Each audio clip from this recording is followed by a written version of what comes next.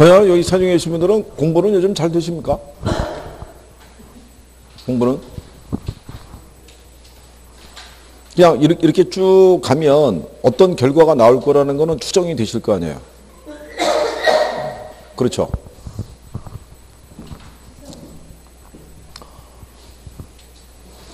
모의고사를 이렇게 보시고, 모의고사 안에서 내가 할 수 있는 거, 안 되는 거, 이런 거 이제 확인을 좀 해보시고, 그렇죠?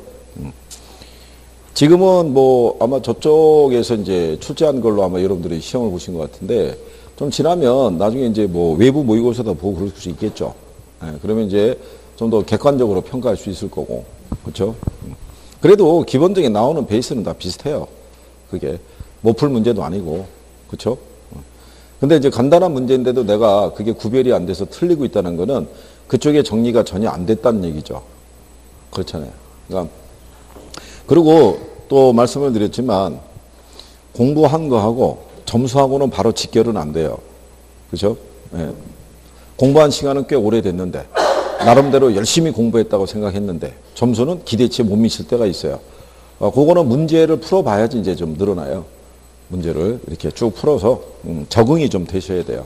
그러니까 아직은 뭐 점수 갖고 크게 신경은 안 써도 되는데 단 보완은 꾸준히 하셔야 돼요. 이론을 계속 보는 것도 나중에 문제 풀 때 그게 다 원동력이 돼요. 그러니까 지금 점수에는 크게 연연하지 마시고 실력을 쌓는데 주력을 하세요. 실력을 쌓는데.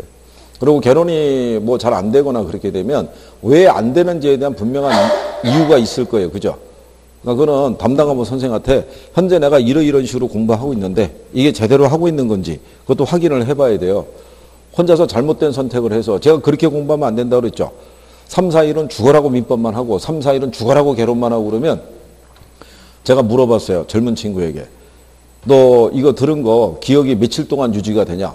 그러니까 최대 4일까지 유지가 된대요. 4일까지가. 그러면 결론 오늘 수요일이잖아요. 그럼 걔가 오늘 수요일 날 배워가지고 아무것도 안 한 상태에서 이번 주가 지나면 다 까먹는다는 얘기잖아요. 결론은. 일주일 뒤에 저를 만나면 다시 또 신선한 표정으로 앉아있을 거 아니에요. 그렇잖아요. 그거는 여러분들이랑 똑같다는 얘기죠. 근데 우리의 기억은 이틀 반을 못 넘겨요. 그러면 걔들보다는 한 번은 더 봐야 된다는 거잖아요. 그래야지 밸런스가 맞다는 얘기잖아요. 그렇죠? 근데 우리는 한 번 더 보는 게 아니라 한 번을 덜 보고 있다는 얘기죠, 지금. 그렇게 되면 뭐 결과는 불을 보듯이 뻔하잖아요. 주변에서 여러분들에게 기대를 갖고 있는 사람들이 있잖아요. 그렇죠? 될 거라고. 굳게 믿고 있는 사람들이 있잖아요. 그 사람들을 위해서도 힘을 내야죠. 이천영, 지난주 왜 안 나왔어? 왜 꼭 나오다가 왜 또 결석하는 거야, 이거? 최천현은 하도 처벌해 봤는데 열심히 하겠다고 이렇게 얘기를 하는데 그 다음 주에 또 안 나오더라고요. 그래서 그 다음 주에서 왜 안 나왔냐 물어봤더니 그 뭐 과물에서 못 나왔다 그래가지고 이대로 방치하면은 계속 그 스타일대로 가겠다 싶어가지고 출석을 채찍을 한 거고 이전에 계속 꾸준히 나오니까 당연히 그래도 실력이 이렇게 올라가면서 걱정을 안 해도 되겠구나 생각했는데 느닷없이 지난주에 또 안 나왔네. 빠지면 안 돼? 빠지면? 근데 여기 지금 젊은 사람이 여기 지금 본인밖에 더 있냐고. 본인이라도 돼야 될 거 아니야, 지금 이거. 큰일 났잖아, 이거. 열심히 해주시고. 자, 화폐 시간가치 개념을 정리하시는데, 우리가 지난번에 투자라는 건요, 현금 수입하고, 현금 지출을 우리가 교환하는 게 투자라고 그랬고요. 지출은 현재 발생하죠. 수익은 언제 발생해요? 미래. 그러면 돈의 흐름이 다르게 나타나잖아요. 그죠? 서로 다른 시점에 현금 흐름이 발생하는데 투자의 결정은 언제예요? 현재 할 거 아니에요. 현재. 그러니까 우리는 하나의 시점을 기준으로 돈의 가치를 비교해서 투자 여부도 결정할 수 있어야 되고 현재 내가 투자한 금액에 대한 미래 가치 있죠. 그 가치의 크기를 가지고도 투자 여부를 판단할 필요가 있잖아요. 그죠? 지난번에 제가 이런 예를 들어드린 거 기억하세요? 1,000만 원 투자해서 1,200만 원의 현금 흐름이 발생하는 사업이 있다. 우리 투자한다 그랬어요? 투자 안 한다 그랬어요? 1,000만 원 투자해서 1,200 벌면 투자해야 해요. 이거 우리 따져봐야 된다 그랬잖아요, 이거. 이거를 가지고 투자 여부를 결정할 때는 먼저 이자율을 따져봐야 되고, 이자율이 10%라는 조건에서는 일단 투자를 고려할 수 있다고 그랬죠. 1000에 10%면 1100인데 1200의 현금 흐름이 있으니까. 그 다음에 두 번째는 기간을 봐야 된다고 그랬죠. 얘가 1년 후에 발생하는 조건이면 투자할 수 있지만 2년 후에 발생하는 조건이면 투자를 못한다고 그랬죠. 왜냐하면 여기서 이자 계산은 복리 계산이라고 그랬잖아요. 그러니까 이런 부분에 대한 개념을 누가 알아야 된다. 중개업자가 일단 알아야 될 거 아니에요.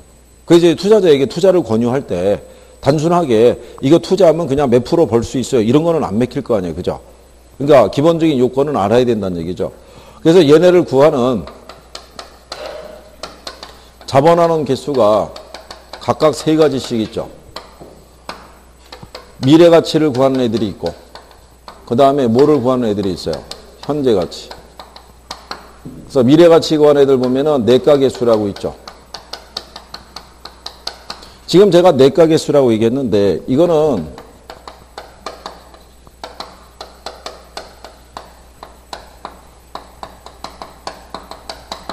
일시불의 미래 가치 개수인데, 줄여서 그냥 내가 개수라고 얘기하는 거죠. 여기 미래 있잖아요. 요거.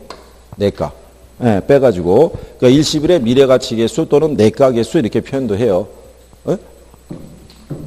이게 불편하신가요? 이거 다 적어야지 정리가 되나요? 네.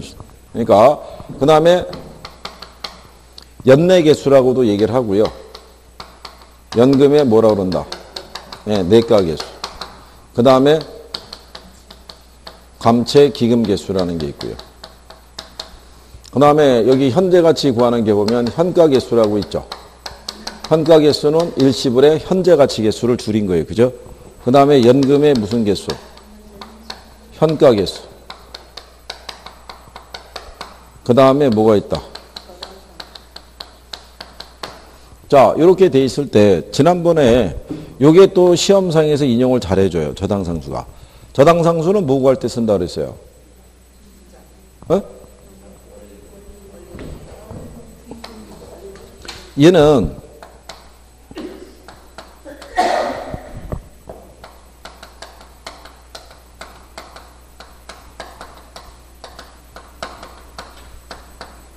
원리금 균등 분할 사업 방식에서 뭐 구할 때? 원리금 구할 때 쓰는 거예요. 그죠?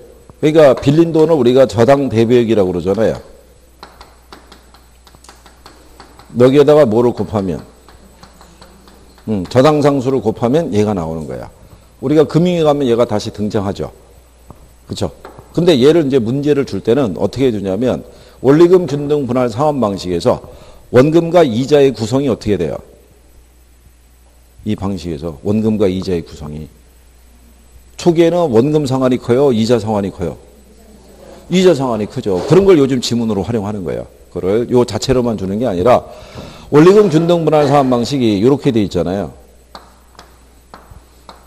이게 원리금이면 이게 이자잖아요. 이게 뭐가 돼요? 원금. 그렇죠? 그러니까 초기는 이자가 크죠. 근데 가면서 이자가 줄고 뭐가 커져요? 원금 상환이 커지죠. 초기에 이자가 더 큰 이유가 뭐겠어요? 그렇죠. 잔액이 크니까. 초기에는 대출 잔액이 크기 때문에 전체 원리금에서 이자가 차지하는 비중이 큰 거예요. 초기에 원금 상환은 적고. 무슨 말인지 아시겠나요? 그래서 이런 표현을 여기다 물어봐줘요. 그렇죠.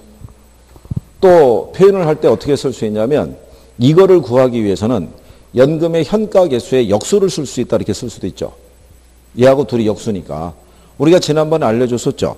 여기서 연금이라는 표현이 들어가면 얘는 뭐 구할 때 쓰는 거예요? 연금은. 이건 총액. 얘는 말 그대로 뭐예요?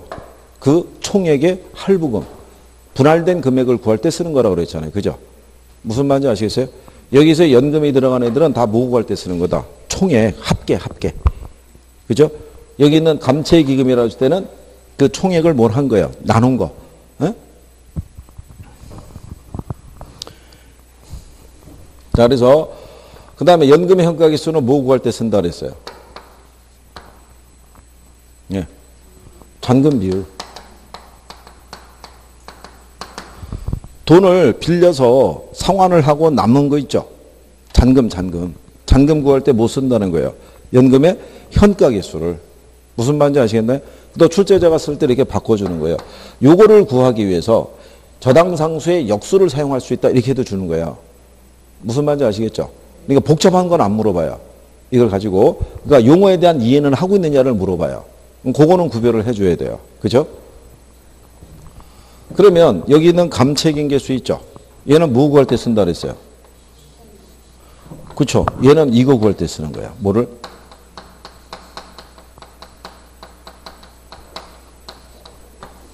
주택연금. 주택연금이라는 것은 자기가 소유한 집을 담보로 해서 매달 생활비 쪽으로 해서 대출을 받는 거죠. 그래서 연금 형식으로 지급받는 구조잖아요. 그죠? 그러니까 이것도 알아야겠죠. 주택연금에 대한 거. 그러니까 얘하고 반대죠. 그죠? 움직임에 대한 게. 그래서 기본적으로 구별하셔야겠고, 그 다음에 역수관계를 알아야 된다고 그랬었죠. 네. 얘하고의 역수가 뭐예요? 현가계수, 현가계수.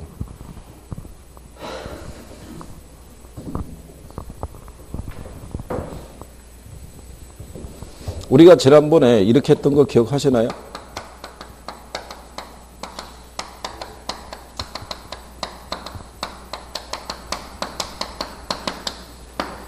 자, 이렇게 분수가 주어져 있을 때 분모는 대부분 값을 주어지고요. 분자가 미지수라고 그랬죠. 예, 그러면 요 개수 앞에 있는 애 있죠. 예, 일시불의 미래가치 있잖아요. 이게 분자에 해당이 된다고요. 그러면 여기 있는 것은 우리가 구하고자 하는 거는 뭐를 구하고자 하는 거예요? 미래가치를 구하기 위해서 여러분들에게 뭐를 줘요? 현재 가치를 주는 거예요. 그러면 어떤 식으로 주냐면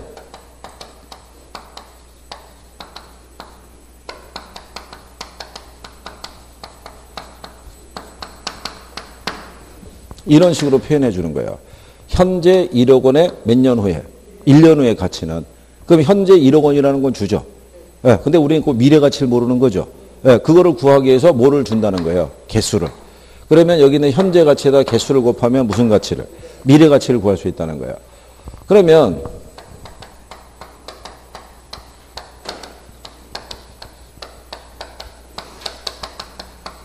일시불의 현재 가치 개수가 있죠. 그럼 우리가 구하고자 하는 것은 개수 앞에 있는 애를 구하고자 하는 거예요. 그러면 얘가 결국 어디로 가요? 그러면 얘를 구하기 위해서 우리에게 뭐를 준다? 그렇죠. 미래 가치를 주죠. 그러면 이렇게 주는 거예요.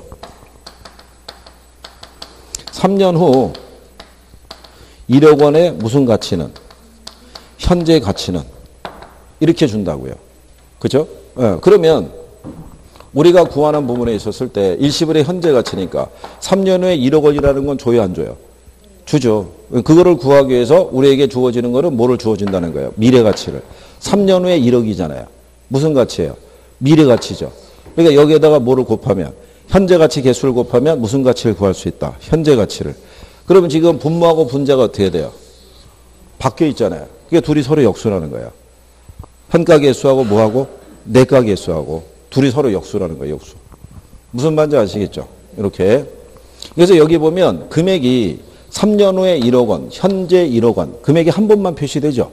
이걸 일시불이라고 그래요. 이걸 뭐라고 한다? 일시불. 그러면 연금이라는 애가 있잖아요. 연금이라는 거는 요거는 일정한 기간 동안에 동일한 현금 흐름 있죠. 예, 그거를 나타내는 걸 뭐라고 한다?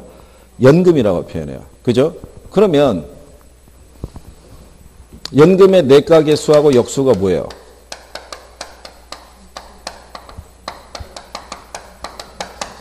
역수가 감책계수잖아요. 그러면 지금 우리가 구하고자 하는 거는 개수 앞에는 얘를 구하고자 하는 것이죠. 연금의 뭐를? 미래 가치를. 그러면 이게 연금의 무슨 가치예요? 미래 가치. 우리가 구하고자 하는 건 얘인데 얘를 구하기 위해서 우리에게 뭐를 주냐면 이걸 준다고요. 연금을. 그러면 뭐라고 했냐면 이렇게 주는 거죠.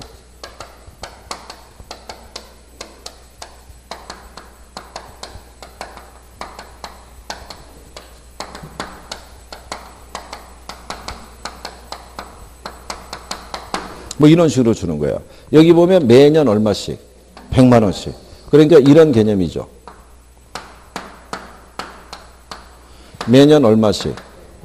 100만 원씩. 이렇게 적립해 들어갔을 때 요 돈의 3년 후의 가치가 얼마냐? 이걸 구하는 거죠. 무슨 말인지 아시겠어요? 그러니까 우리에게 뭐는 줘요? 연금은 주죠. 그러니까 연금에다가 뭐를 곱하면 연금의 내과계수를 곱하면 얘를 구할 수 있는 거죠. 미래가치. 즉 총액이죠. 총액. 이 돈을 다 합한 금액. 그러니까 연금은 총액을 구할 때 쓰는 거예요. 무슨 말인지 아시겠나요? 그러면 얘하고 반대되는 게 뭐예요? 지난번에 얘기했었죠. 감채금이라는 게 뭐를 감채금이라고 그랬어요? 이게 빚을 갚기 위한 저축 개념이야. 그러니까 무슨 얘기냐면 이런 거예요. 3년 후에 270만 원 있죠. 만들기 위해 매년 적립금이 있죠. 네. 이거를 구할 때 쓰는 게 바로 뭐다? 감채인 개수인 거예요. 그러니까 감채인 개수를 구한다는 얘기는 그 수식에서 보게 되면 이렇게 되겠죠. 이 개수 앞에 있는 뭐를 구하고자 하는 거예요? 감채기금. 그러니까 얘가 바로 뭐냐면 연금이라고요. 근데 요거를 구하기 위해서 우리는 뭐를 주냐면 연금에 뭐를 줘요? 미래 가치를 주죠. 지금 3년 후에 얼마라는 거예요? 270만 원. 그러니까 얘는 조건이 이렇게 되겠죠.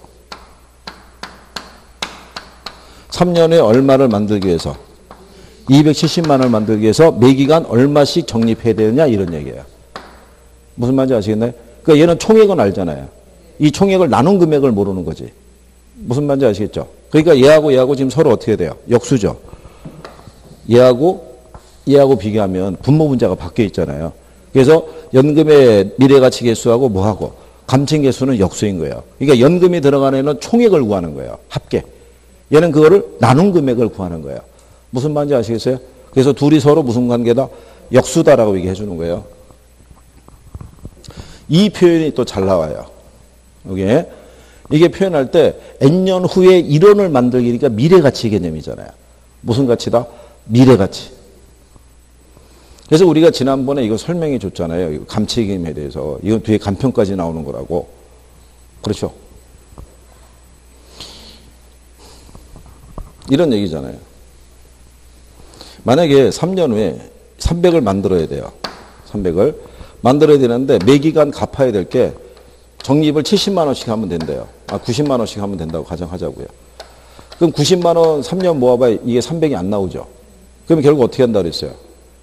이자가 붙는다, 이자가. 이거를 운영하면 이 90만 원에 대해서 M-1년 동안의 이자, M-2년 동안의 이자. 이게 전체가 3년이잖아요. 3에서 1을 빼면 2년이죠. 그렇죠? 이거 빼면 1년이죠. 그럼 여기 90만 원에 대한 2년간의 이자, 90만 원에 대한 1년간의 이자를 합쳐서 300을 만든다는 개념이라고 했잖아요. 기억하시네? 요거? 자, 어쨌든 간에. 그래서 얘네 둘이 서로 무슨 관계다? 역수라는 거를 이해를 하시면 돼요. 그래서 우리가 지난번에 역수 얘기할 때 얘네 둘이 역수고 얘네 둘이 어떻게 돼요? 역수. 그래서 지난번에 이 그림 기억하시나요? 이모티콘 이거? 이것만 배열해도 역수라는 건 구별할 수 있다고? 정이 힘들면? 이렇게도 했잖아요, 이거. 그러면 같은 논리겠죠? 연금의 현재 가치 개수 있죠? 그는 개수 앞에 있는 연금의 현재 가치 있죠? 얘를 우리가 구하고자 하는 거라고 그랬죠? 그러면 얘가 일로 가는 거죠. 연금의 뭐? 현재 가치. 얘를 구하기 위해서 우리에게 뭐를 준다? 이걸 줘요. 그럼 여기다 얘를 곱하면 얘를 구할 수 있다는 거예요. 무슨 말인지 아시겠나요? 네, 그래서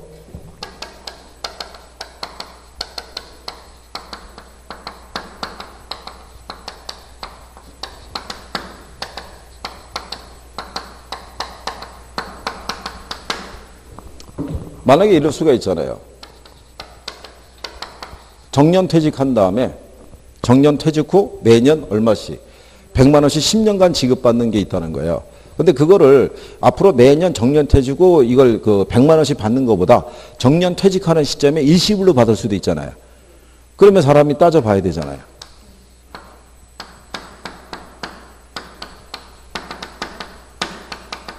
매년 얼마씩. 그렇죠? 이 돈을 내가 정년 퇴직하는 시점에 이거를 일시불로 받으면 이 돈이 얼마일까? 이렇게 구하는 거잖아요. 그러니까 결국 총액을 구하는 거잖아요. 그렇죠? 연금의 현재 가치는 연금이 들어간 애들은 결국 뭐 구하는 개념이다. 다 총액 구하는 거예요. 총액. 무슨 말인지 아시겠네? 네. 그러면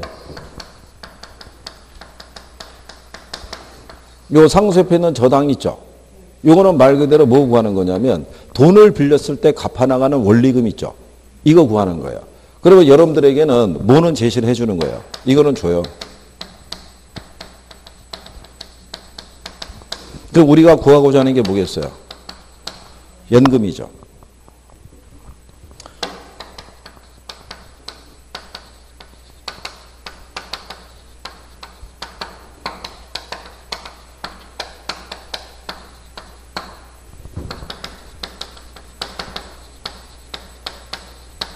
현재 1억 원을 대출 받았어요. 대출 기간을 몇 년으로? 10년. 그럼 10년의 기간 내에 1억 원을 갚기 위해서는 매달 얼마씩 상환해야 될까? 이거를 구하는 개념이라고요. 그러면 1년, 2년, 3년, 땅땅땅 몇 년? 현재 얼마를 빌렸다는 거예요? 1억을. 근데 이거를 갚기 위해서 매년 얼마씩 갚아야 되는 이 금액을 모르는 거죠. 그러니까 얘하고 반대죠. 여기는 이걸 알잖아요. 이 돈의 합을 모르는 거고. 여기는 이건 알잖아요. 현재 가치는. 얘를 갚기 위한 요 할부금이 있죠. 이거를 구할 때 쓰는 거잖아요. 그러니까 지금 현재 분모하고 분자가 바뀌어 있잖아요. 그러니까 둘이 서로 무슨 관계라는 거예요? 서로 역수라는 거예요. 역수. 무슨 말인지 아시겠어요? 그래서 여기서는 기본적인 뭐는 알아야 돼요? 역수 관계는 알아야 돼요. 잘 활용하는 게 일단 그걸 활용해요. 그리고 어디에 적용하느냐를 물어봤을 때 제일 많이 물어보는 게 일단 얘. 저당상수. 가끔 등장하는 애가 얘. 그죠? 아직 등장 안 하고 대기하고 있는 애가 얘. 그렇죠? 그러니까 그런 것도 구별을 좀 해주시는 게 필요해요.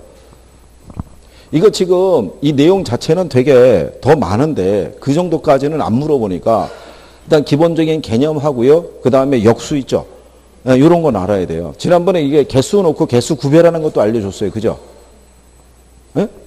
개수가 혹시 나왔을 때 개수로 낼 수도 있다고요.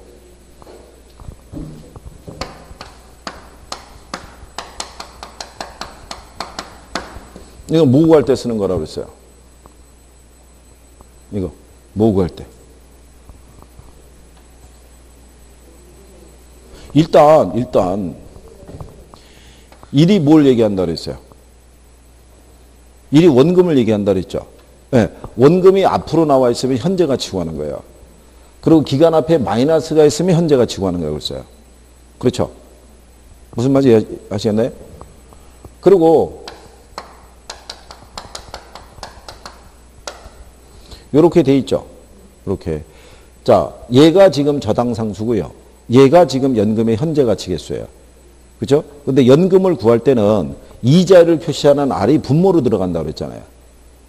이자를 표시하는 R이 어디 들어간다? 분모로. 그것만 알면 이거 구별이 된다고요. 나중에 개수가 각각 지금 3개, 3개니까 6개죠. 여러분 문제는 오지선다죠. 그럼 어차피 들어오는 건 2개, 3개로 들어온다고요. 2개, 3개로. 그러면 뭐를 가지고 구별하게끔 하겠어요?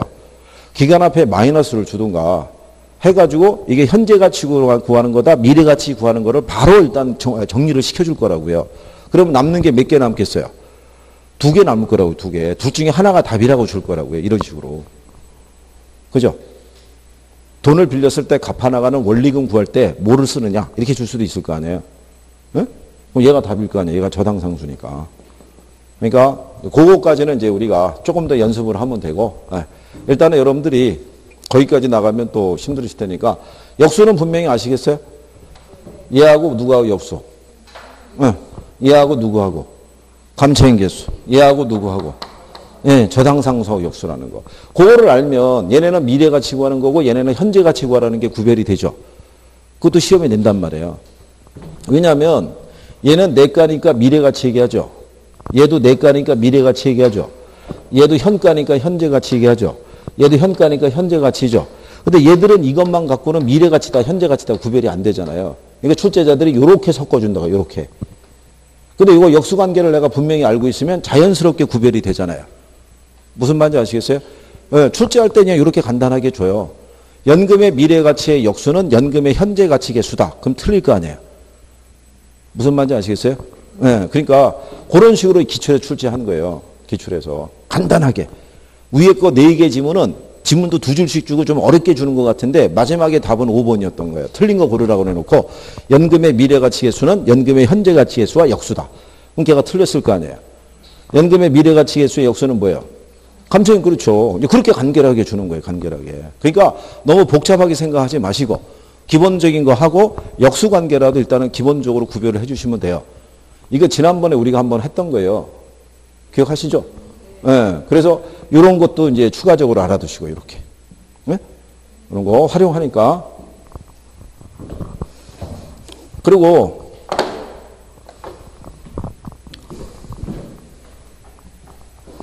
요즘 시험에 뭐 요까지도 나왔으니까요.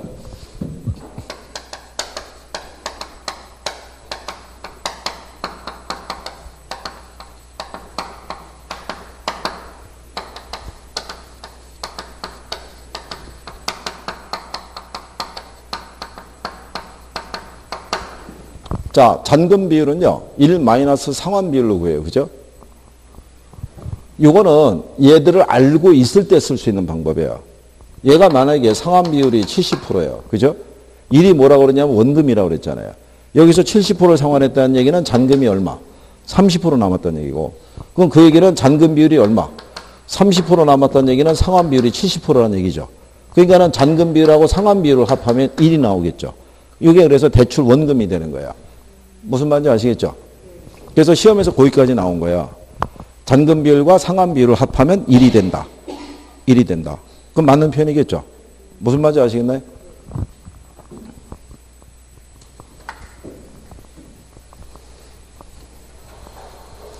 그러면 여기서의 저기죠. 자, 잔금 비율 구할 때 뭐 쓴다고 그랬어요? 연금 현가계수 쓰죠? 그러면 상환 비율 구할 때 뭐 쓰겠어요? 상환 비율 구할 때. 둘이 반대 논리잖아요. 역수를 찾으면 되죠. 역수를.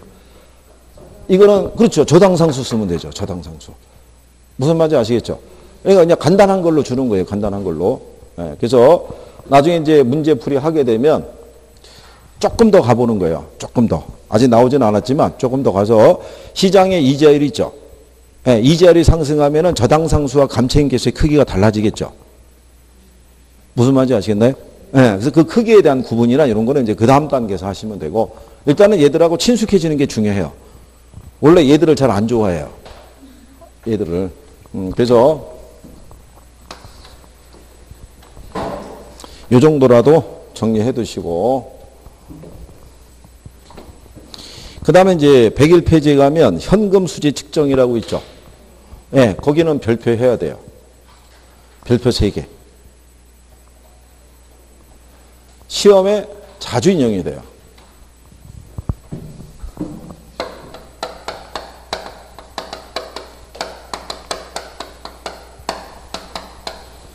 그러니까 실상은 여기서부터가 부동산 투자 분석 기법이 시작이 된다라고 생각하시면 돼요. 여기서부터. 자, 우리가 현금 수지를 측정할 때는 두 가지를 계산한다고 그랬죠. 영업 수지를 계산하고요. 거기 보면 뒤로 가시면 뭐가? 지분 복귀에 계산한다고 돼 있죠. 그렇죠? 예. 네. 그 왜 두 가지 현금 흐름을 계산하냐면 여기서의 투자자는 이 부동산의 수명이 다할 때까지 갖고 있다는 개념이 아니라 일정한 기간만 보유한 다음에 다시 팔아버린다는 개념이라고 그랬어요. 그죠? 그래서 돈의 흐름을 두 가지를 측정해야 된다고 그랬었죠. 보유 기간 중에 발생하는 수익과 나중에 이 부동산을 매각했을 때 발생하는 흐름이 있죠. 그 두 가지 흐름을 같이 계산해야 된다고 얘기했어요. 그죠? 그래서 여러분들이 뒤에 가면은 그 할인연금 수지분석법에서 수년가법, 수익성지수법, 내부승률법 배우죠. 거기 가면 현금 유입이라고 있죠. 그 유입이 두 가지로 되어 있는 거예요. 운영수익하고 무슨 수익? 매각수익 두 가지 흐름이. 그렇죠? 자, 우리가 또 이제 기억을 한번 또 해서 정리하면 되죠. 이거를 영업수지라고도 얘기를 하고요. 이거를 영업 현금 흐름이라고도 표현을 해요. 그러니까 이게 원래 수지라고 얘기하는 거는요. 이게 캐시플로우를 얘기하는데 돈이 들어오고 나가는 것 있죠. 처음에 이거를 번역한 사람은 이게 돈의 흐름이라는 게 나중에 쭉 판단을 해보게 되면 마지막에 나오는 게 플러스일 수도 있고 마이너스일 수도 있으니까 그냥 현금 수지라고 해서 이렇게 번역을 했는데 요즘은 또 출제자들이 현금 흐름이라고도 번역을 해요. 그러니까 영업 수지라고 이렇게 나오든 아니면 영업 현금 흐름으로 나오든 그냥 같은 논리다라고 인식을 하시면 돼요. 그죠?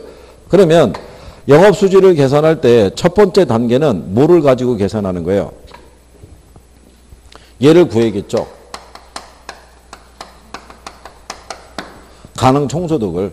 그러면 가능 총소득은 어떻게 구해요? 그 있잖아요. 단위당 예상 임대료에다가 임대 단위수를 곱하면 되죠. 그렇죠? 네. 그러면 여러분들에게 주는 패턴이 두 가지예요. 여기 만약에 룸이 20실이 있고요. 20실에 가령 예를 들어서 연 1,000만 원씩 임대료를 받는다 그러면 이거 곱하면 되죠. 그죠? 1000에다가 20 곱하면 얼마겠어요? 2억 나오겠죠. 그래서 얼마다? 이렇게 줄 수도 있고요. 아니면 이게 면적이 3,000평방미터인데 요 중에 예를 들어서 한 80% 있죠. 80%만 임대가 가능하다 이렇게도 줄 수 있어요. 그러면 38에 24니까 2,400일 거 아니에요. 그런데 평방미터당 임대료가 5,000원이다. 이런 식으로 해서 구하라고 유도한 적도 있어요. 그러니까 두 가지 패턴이라고 보시면 돼요. 그죠? 그러니까 위에 거를 기준하게 되면 얘가 2억이라는 얘기잖아요. 여기에다가 뭐를 빼는 거예요? 공실.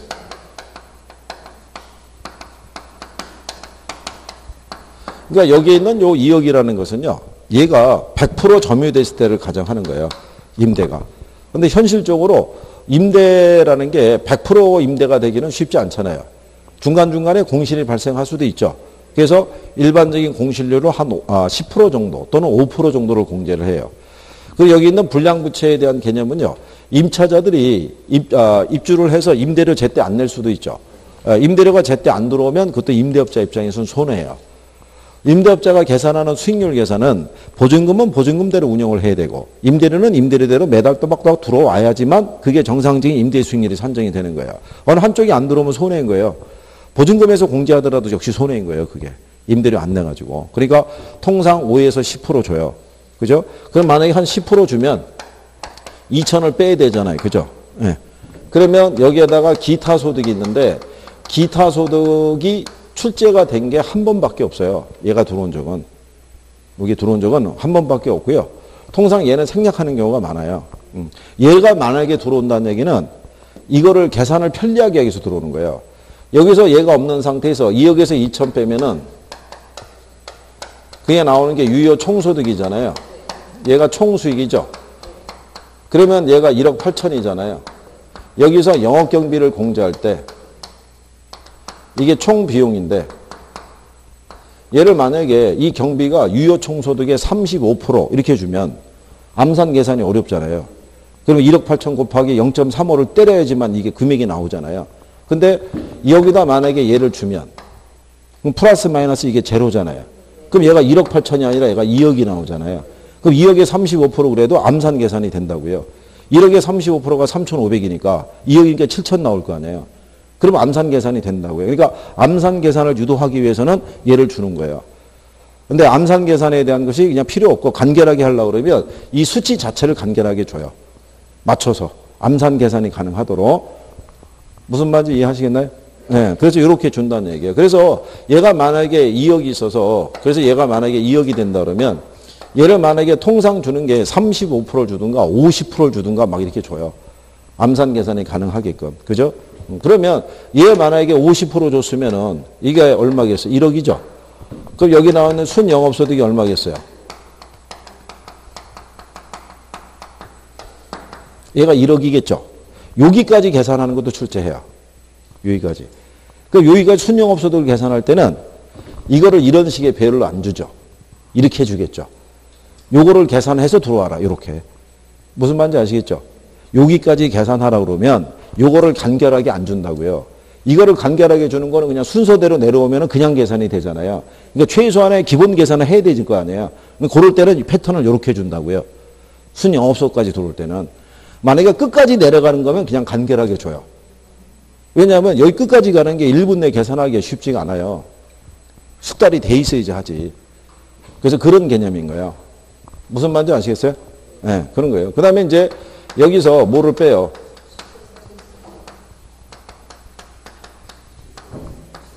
부채 서비스액이라는 거는요, 얘가 전체 가치가 10억이에요. 10억인데 이 중에 6억 원 빌렸어요.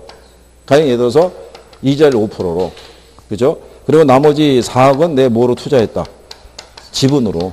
그런데 조건은 만기 상환 조건이라고 그냥 가정하는 거예요. 이거 계산할 때. 원래 이걸 좀 디테일하게 주면은 그 조건도 다 줘야 되는데 출제자들이 거기까지는 디테일하게 안 줘요. 실상 이거 문제상에 오류가 있는 것도 있어요. 근데 저희가 알아서 계산을 하고 넘어간 거지. 자, 어쨌든 6억에 5%면 3천 줘야 되잖아요. 만기 상환 조건이면. 이자만 내면 되니까. 그럼 남는 게 세전이잖아요. 그러면 세전에 대한 남는 게 얼마예요? 7천.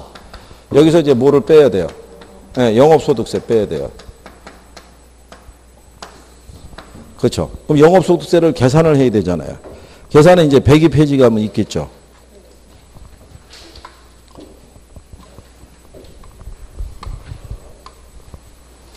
그러면 우리가 지난번에 이렇게 했었죠. 순위감, 세원감 해서 했었잖아요. 그죠? 기억하시나요? 이것도 계산을 우리가 유도를 해주는데요. 통상 거기 보시면은 대체충당금이라고 있죠. 네. 대체충당금은 이거는 공제가 안 되니까 얘는 다 과산해서 우리가 영업소득세 할 때 다 플러스를 시키는데 이걸 다 빼요. 안 줘요. 대체충당금을 왜 생략을 시키냐면 대체충당금이 들어가면 플러스 마이너스 마이너스잖아요. 그러니까 계산이 번거로울 거 아니에요. 근데 대체충당금을 빼버리면 이게 다 마이너스잖아요. 그러니까 계산이 편하죠. 무슨 말인지 아시겠어요? 네, 그러니까 여기서 순영업소득이 지금 1억이잖아요. 부채 서비스액이 얼마야? 3천. 감가상각비 1,000을 주면, 그죠? 남는 게 얼마예요? 6천이 과세소득이잖아요. 여기다가 뭐를 곱하면? 세율. 세율이 만약에 10%라고 그러면 600이잖아요. 그럼 남는 게 얼마? 5,400 남겠죠. 그죠? 네. 그러니까 여기서 세율이 10%면은 6천에 세율이 10%니까 여기 있는 영업소득세가 얼마? 600이 나오겠죠. 그럼 여기서 얼마 빼주면 600을 빼주면 세후가 나오겠죠. 그러니까 세후가 얼마겠어요? 6,400. 이런 식으로 구하는 거예요. 이렇게 쭉 흐름상에서. 그래서 여기까지 계산하라고 내려올 수가 있고요. 여기까지만 계산하라고 들어올 수가 있어요. 그러니까 여기까지 계산하라고 그러면 얘를 계산할 때 계산적인 논리를 좀 줄 거고 여기까지 들어가는 거면은 암산으로 계산이 가능하게끔 숫자별을 그냥 쭉 맞춰주는 거예요. 그렇게 해도 최소한 1분은 걸릴 거 아니에요. 그거예요. 1분 내로 맞추려고 하는 거예요. 기본적으로. 아까 제가 얘기했죠. 학개론에서 쓰는 계산 문제는 통상 다 1분 안에 풀게끔 내는 거예요. 한두 문제 정도는 난이도 조절용으로 내는 거예요. 1분을 좀 넘겨서라도 답이 나오게끔. 너무 쉬우면 안 되잖아요. 근데 그렇게 해도 학개론은 만점 맞는 사람이 나와요. 100점 맞는 사람이.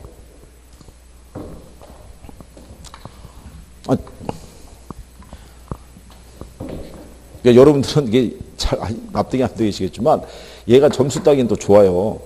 학개론이. 이게 점수 따기는 좋은데 처음에 할 때는 용어가 일단 낯설고 그 다음에 대부분의 학원에서 이거를 먼저 공부해요.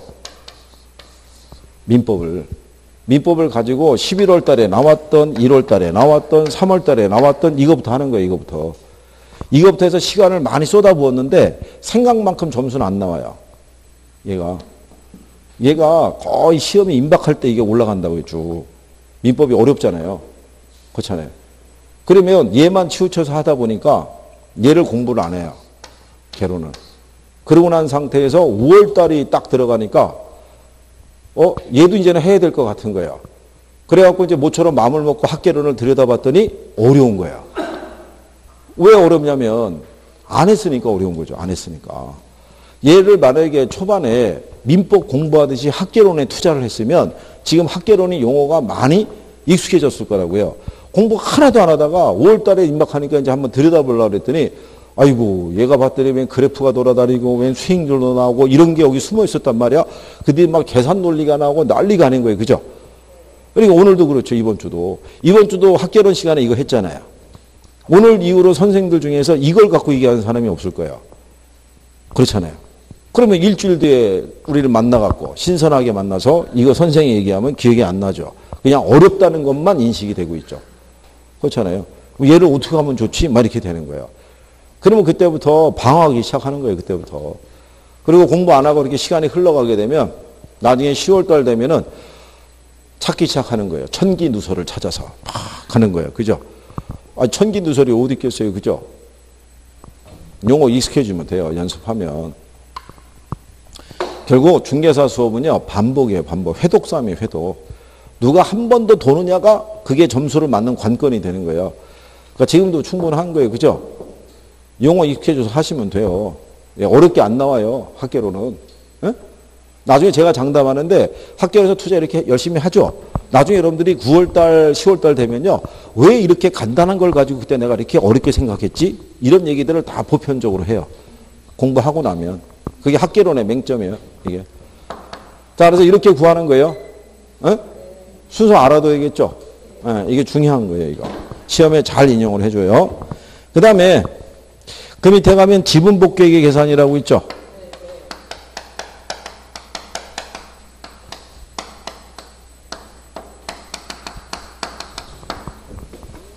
그래서 요즘 학개론 선생들의 강의에 대한 일반적인 추세가 어렵게 강의 안 하는 거예요. 어렵게 나오지도 않을 뿐더러 왜냐하면 40분에 풀어야 되는데 뭐 어렵게 하고 자식할 게 뭐 있어요. 간결하게 쉽게 풀어서 점수 나오는 게 제일 좋은 방법이에요. 그럼 이거 지분복귀액은 보유기간 말에 얘를 뭐 한다고 가정해요. 처분한다고 가정해요. 그래서 제일 먼저 나오는 게 무슨 가격이에요? 이게 예상 가격이에요. 이게 5년 후에 판다는 가정이에요. 내가 이거를 취득을 해서 몇 년 후에? 5년 후에. 5년 후에 얼마에 팔지 알아요? 몰라요? 모르죠. 추정하는 거예요. 그럼 5년 후에 10억에 판다고 가정하는 거예요. 그리고 여기서 매도 경비가 발생하겠죠. 중개사 수수료 뭐 이런 식으로 이제 수수료 발생하면 그게 한 2천 들어간다고 보면 그럼 나오는 게 뭐예요? 순매도에 9억 8천이고 여기서 뭐를 빼줘야 돼요? 네, 미상환 저당 잔금이라는 걸 빼줘야 돼요. 이거는 뭐냐면 융자를 빌렸는데 대출기간 보유기간 중에 원리금 갚고 남은 게 있을 거 아니에요. 네, 나중에 물건 처분하면 상환을 해야 될 거 아니에요. 근데 우리 조건이 뭐였냐면 아까 6억을 빌렸는데 만기 상환 조건이라고 그랬잖아요. 그럼 이자만 내고 원금은 하나도 상환이 안 이루어졌다는 가정이면 여기서 얼마를 빼줘야 돼요? 6억을 빼야겠죠. 그러면 남는 게 이제 세전 지분 복귀액. 그럼 남는 게 3억 8천 남잖아요. 그렇죠? 여기서 이제 우리가 세금을 동절했는데 이게 자본이득세. 자본이득세는 알고 계시죠? 양도세. 근데 우리가 취득할 때 10억에 샀고 팔 때 10억에 팔았으니까 없다고 가정하면 세후 지분 복귀액이 얼마예요? 3억 8천. 네, 이렇게 구해 놓는 거예요. 이렇게. 그죠? 이렇게 구해야지만 이거를 매개로 나중에 우리가 할인연금 수지 분석법 있죠. 예, 네, 이걸 가지고 적용할 수 있다는 거죠. 그죠? 자, 무슨 얘기냐면요. 뒤에서 나오는 이 할인연금 수지 분석법 있죠. 이 분석법에서 보면 얘들을 비교해요. 현금 유입에 뭐하고 현가 합과 현금 유출 있죠. 유출의 현가를 서로 뭐한다? 비교한다고요. 그래서 얘를 차감해서 구할 수도 있고 나눠서 구할 수도 있고 두 개를 갖게 하는 수익률, 내부 수익률의 세 가지를 갖고 얘기를 하죠. 그럼 그때 여기 있는 요 유입이 있죠. 유입이 두 가지인 거야. 하나가 저거, 하나가 이거. 여기 세후연금 수지 했죠. 그 다음에 여기 뭐 있어요? 세후 지분 복귀겠죠. 그러니까 유입의 계산은 이렇게 가는 거예요.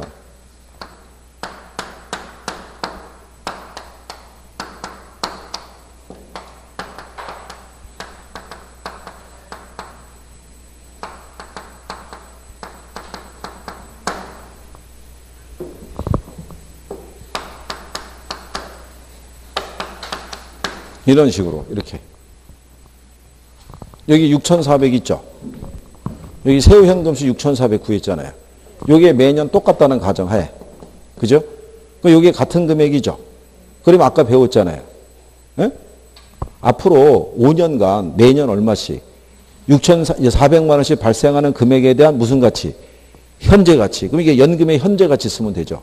그러면 6,400에다가 뭐를 곱하면 되고 연금의 현가 개수를 곱하면 되겠죠. 그 다음 여기 4억 4,400이라고 돼 있죠. 요거는 뭐냐면 요 금액 있죠. 이거하고 저기 있는 6,400을 합한 거예요. 6,400을. 왜냐하면 요때 나중에 팔 거 아니에요. 5년 후에. 파는데 1년이 1월 1일부터 12월 31일까지 있죠. 이때 판다는 과정이에요. 그럼 1년 동안에 이 수익은 발생했을 거 아니에요. 그러니까 두 개 흐름을 합해 준 거예요. 그럼 나중에 계산할 때는 4억 4,400을 여기다 놓으면 안 되죠. 거기서 6,400은 빼고 나머지 얼마만? 3억 8천만. 그러면 여기다가는 뭐를 곱해야겠어요? 5년 후에 3억 8천의 현재 가치를 구하는 개념이니까 금액이 한 번만 제시된 거죠. 그러니까 얘는 일시불을 써야죠. 그러니까 얘는 일시불에 뭐를? 예, 현가 개수를. 그러면 여러분들에게는요, 이거를 줘요, 수치로. 기출해서 이런 패턴으로 준 거예요. 그러면 각각 나온 금액을 합하면 걔가 유입에 뭐가 돼요? 현가죠, 현가. 이 금액에서 내가 유출한 돈이 있죠. 예, 유출은 뭐로 계산한다고 그랬어요? 유출은 지분 투자에. 이게 세후 기준 하니까. 그럼 내가 지분 투자한 게 4억이잖아요. 6억은 빌렸고. 그럼 걔하고 비교하는 거예요, 걔하고. 그래서 그걸 계산하면 뭐가 나온다? 수년가가 나오죠, 수년가가. 이런 식의 패턴으로 계산하는 거예요, 흐름은. 그러니까 요 패턴으로 계산하는 건 한 번 나왔어요, 한 번. 한 번 나오고 이제 출제는 안 되고 있고. 그러니까 어쨌든 간에 요거는 제가 그 과정만 보여드린 거예요. 이것까지 다 계산해야 되나? 이렇게는 신경 안 써도 돼요. 무슨 말인지 아시겠죠? 예, 표정이 뭐 이거 계산해야 된다 그러면 막 당장이라도 이거 때려칠 것 같으니까 빼고. 그러면 요즘은 얘들 순서는 꼭 기억해야 되고요. 가로놓기도 나와요. 그리고 여기서 주의하실 거는 얘가 세전이고 세후죠. 여기는 영업소득세고 여기는 자본이득세예요. 예? 이게 표현이 바뀌었는데 휙 들어가면 안 되는 거예요. 여기가 세전 지분복객, 세후 지분복객이 있으면 영업소득세가 들어오면 안 되는 거예요. 뭐가? 자본이득세가. 그냥 뒤는 보지도 않고 세전과 세후만 보고 영업소득세 이렇게 해서 큰일 나는 거예요. 그죠? 배열을 할 때. 그리고 다음에 지금까지 여러분에게 낸 거는요. 이렇게 한번 생각해 보세요. 요게 없어요. 뭐가 없다? 기타 소득이. 그러면 내려갈 때 논리는 다 마이너스예요. 그죠?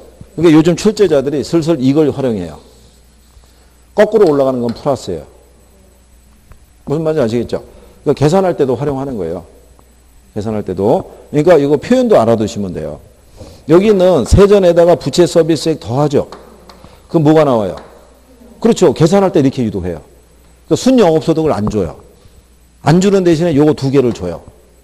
그러면 두 개를 합하면 얘가 나오잖아요. 네, 그렇게 구해서 계산하라고 주는 거예요. 무슨 말인지 아시겠죠? 네, 그러니까 더하는 개념도 알아두셔야 돼요. 그래서 순영업소득에다가 영업경비 하면 뭐가 나온다?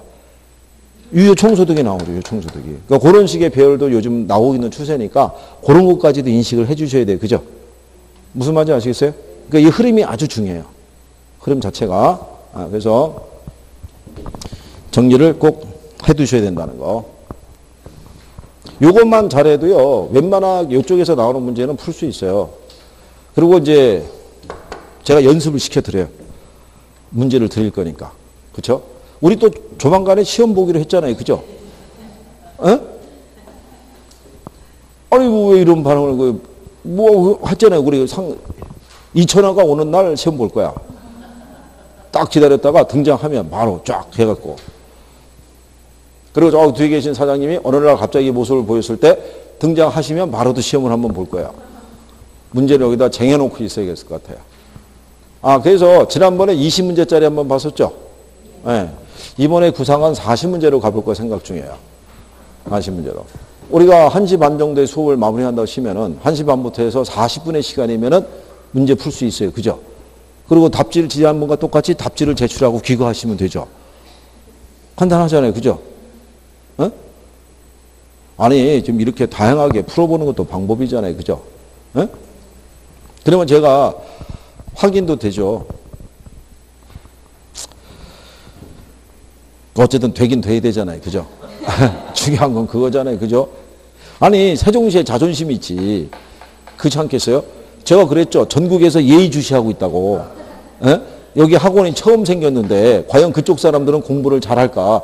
제가 여기서부터 이제 오늘서부터 이렇게 한 3일을 이제 쭉 돌아야 되는데 그쪽에 학생들이 물어보는 거예요. 거기 학생들은 공부 잘하나요? 이렇게 물어보는 거예요. 그죠?